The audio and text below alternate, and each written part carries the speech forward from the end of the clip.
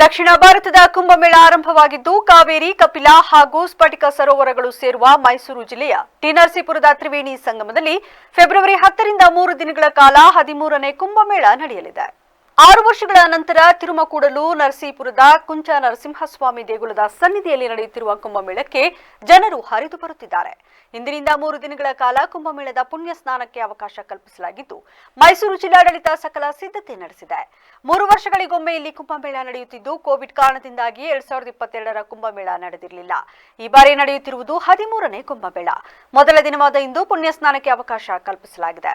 2025ರ February 10ರ ಸೋಮವಾರ ಪುಣ್ಯ ಸ್ನಾನಕ್ಕೆ ಆದಿಚುಂಚನಗಿರಿ ಶ್ರೀಗಳು ಚಾಲನೆ ನೀಡಲಿದ್ದಾರೆ. ಬೆಳಿಗ್ಗೆ 9 ಗಂಟೆಗೆ ಶ್ರೀ ಅಗಸ್ತೀಶ್ವರ ಸನ್ನಿಧಿಯಲ್ಲಿ ಅನುಜ್ಞೆ, ಪುಣ್ಯಾರ್ಹ, ಗಣಹೋಮ, ಪೂರ್ಣಾಹುತಿ, ಅಭಿಷೇಕ, ಮಹಾಮಂಗಳಾರತಿ ನೆರವೇರಿಸಲಾಗುತ್ತದೆ. ಸಂಜೆ 5 ಗಂಟೆಗೆ ಧರ್ಮಸಭೆ, ಸಾಂಸ್ಕೃತಿಕ ಕಾರ್ಯಕ್ರಮಗಳ ಉದ್ಘಾಟನೆ ನಡೆಯಲಿದೆ.